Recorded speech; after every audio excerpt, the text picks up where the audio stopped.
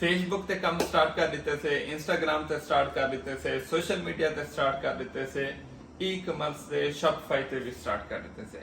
इतना मैं सारी कम्युनिटी नाल मिलिया सऊदी अरबिया तो मेरे को पता लगे कि जरा मैं स्टेप चेंदा पिया ये इंतहाई जरूरी है, अशद जरूरी है, इंतहाई जरूरी है। हुण मैं मुतमईन है इंशाअल्लाह 15 कने सेशन स्टार्ट है ते कमेंट दे विच बहुत ज्यादा लोग पुछी पियोंदे कि लिंक दियो, राब्ता दियो।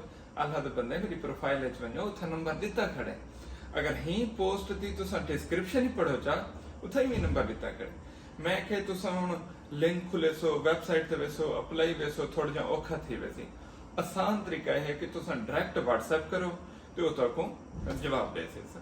इंदे नाल क्या है कि असा जल्दी लिंक थी वेसो, स्टार्ट करा देसो। ये ना हो कि तुसा 5 दिन बाद 10 दिन बाद स्टार्ट करो ते वाला मिशन पिछो रहे मैंने 15 कने स्टार्ट है, 15 तारीख ने। और उनके ज्यादातर सारे कने जी तादाद है, पहले नंबर पे अल्हम्दुलिल्लाह सऊदी अरबिया है, दूसरे नंबर पे दुबई है, कुछ कतर भी हैं, कुछ बहरीन भी हैं, कुछ कुवैत भी हैं, एक दो कैनेडा ते स्पेन भी हैं।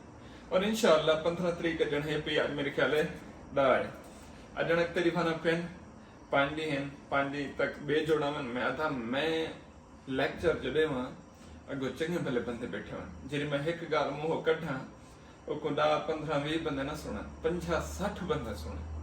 और इन्हें वाला जले रिजल्ट निकल सी ऊ वाले मेरा थकावट लह रही सी।